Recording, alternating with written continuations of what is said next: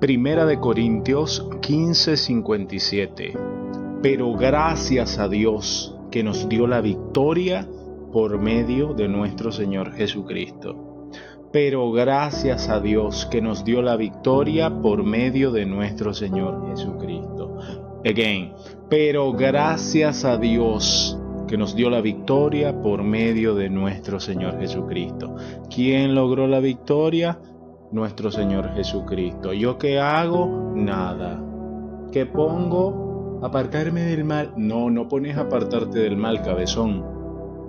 Porque si necesitaste que Jesucristo viniera es porque vos siempre vas a hacer el mal. Por eso su palabra dice claramente: si por la ley viniera la paz con Dios, la justificación, intentar guardar los mandamientos, en vano vino Jesucristo. Para que Jesucristo, para que Dios Padre nos pudiera salvar, se necesitaba ¿qué? Una obra perfecta, una obra donde no existe el pecado. En tu obra existe el pecado, licenciado. ¿Existe el pecado en su vida, doctor?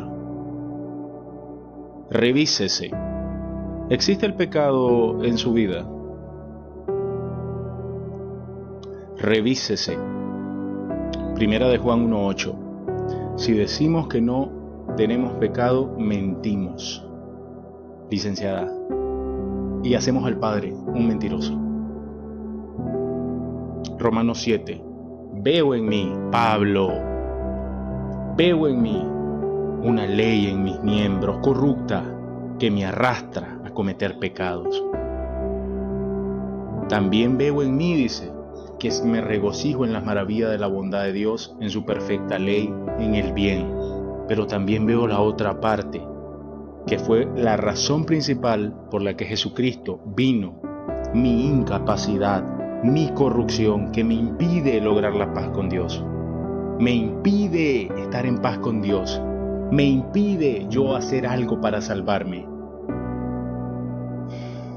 Me impide ser digno delante de Dios. No puedo. ¿Qué hago? No puedo hacer nada. Arrepentimiento. Reconocimiento de la realidad. No puedo. Dios es bueno totalmente.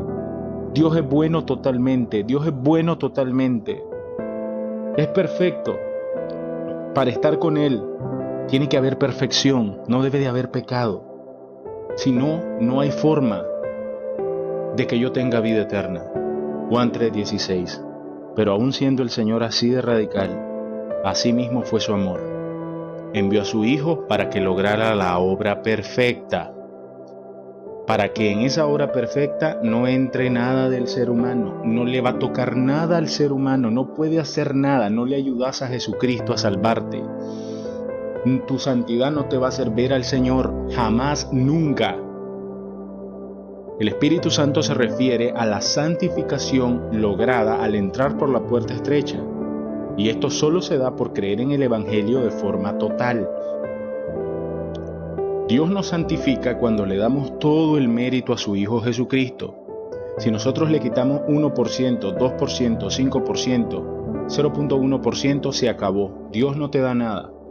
No te dé el obsequio porque no querés reconocer tu absoluta incapacidad para poder reconocer la absoluta capacidad de Jesucristo. Esa es la salvación. Por eso Jesucristo dijo en Lucas 13:24, muchísimos, la mayoría, yo eso lo cambiaría sin miedo a la mayoría, porque es la verdad. Un hijo de Dios puede ver el mundo y puede ver que en sí la mayoría no es salvo. Y en sí la mayoría de los que están intentando seguir a Cristo. Imagínate la humanidad. Imagínate la humanidad que anda en sus corrientes locas. Que anda diciendo que tiene el espíritu elevado. Que tiene el espíritu elevado. Que es un alma elevada, que su conciencia ha despertado. Que se pone en contra del sistema. En contra de lo que hace el sistema, que es cierto.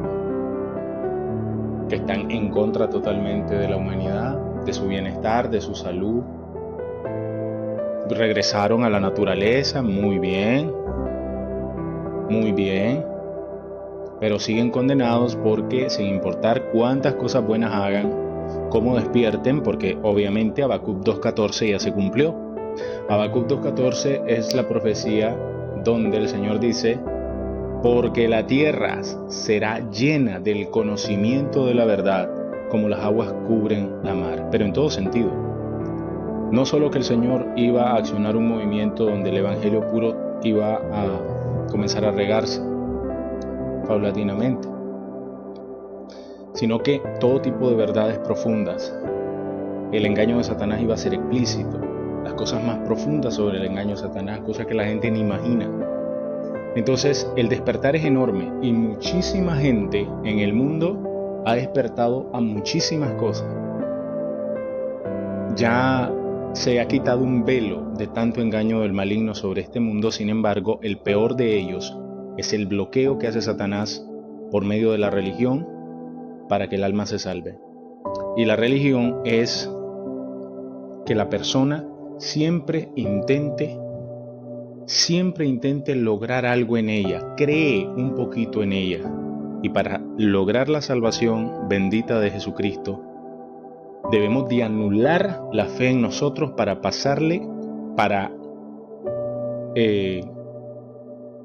creer totalmente en Jesucristo, para redireccionar nuestra fe a Jesucristo de forma absoluta. Para que Jesucristo nos salve tiene que ser así. Ya no tenemos que tener más fe en nosotros. La persona que está intentando la salvación, tiene fe en ella porque dice que cree en Cristo, pero piensa que Dios le está demandando que cuide la salvación, que si peca mucho puede perder la salvación, que tiene que perseverar hasta el fin. Y todo esto inicialmente, cuando el religioso lo escucha, se asusta obviamente. Y si eres un religioso debes estar asustado, como diciendo: uy, este hombre es del diablo, no puede ser. Esa es la reacción inicial, mi hijo, porque, mi hija, usted está oyendo esto por primera vez y piensa que le estoy diciendo algo malo, pero no es así. Satanás es el padre de la mentira. Satanás es tan sutil para formar engaños que ocupa lo bueno para engañar. Ocupa lo bueno, lo que parece bueno, para engañar y perder las almas.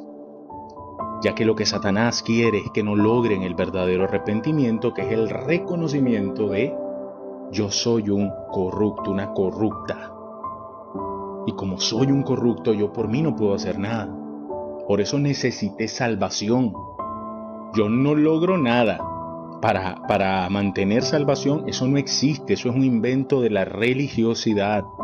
La salvación es un sello que se adquiere por la victoria ya consumada de Jesucristo. Esa victoria está establecida y por eso Dios dice: este es el regalo, la salvación lograda por mi Hijo. La va a adquirir el que se abandone y cree en el Evangelio de verdad, entendiendo que como la persona es pecadora permanente, no puede hacer nada.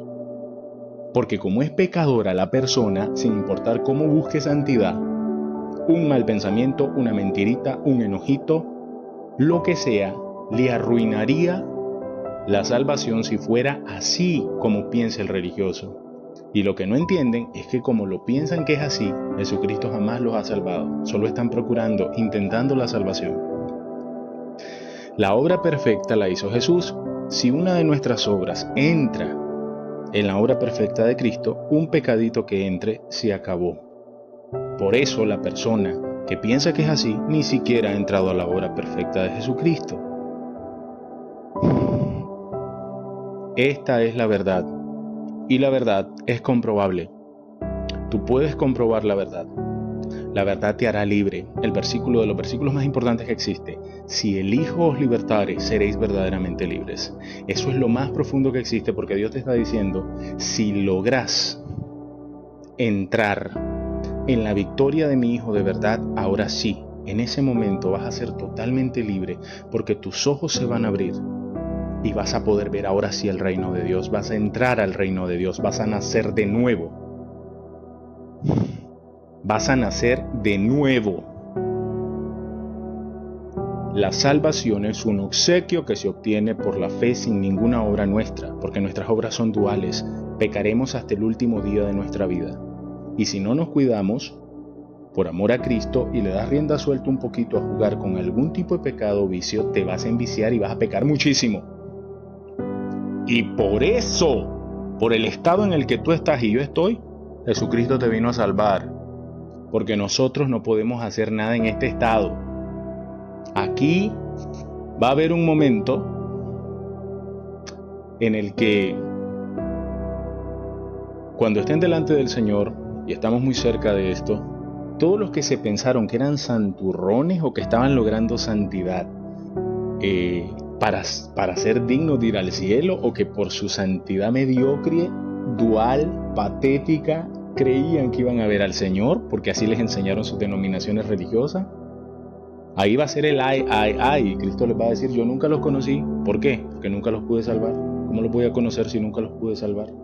Yo conocía su religiosidad, pero a ustedes, verlos a los ojos, liberarlos, salvarlos, que ya sean míos en el hueco de mi mano, jamás pude lograrlo. ¿Por qué? Porque nunca me dejaron, nunca se dejaron salvar. Siempre se estaban ahí, se estaban ahogando, y por más que yo les decía: cálmate, déjame sacarte, cálmate, nada, vos me estabas intentando ahogar a mí y yo no te podía sacar, porque yo te decía: paz, deja de depender de vos mismo para que te pueda sacar, para que puedas creer que yo fui el que lo hice.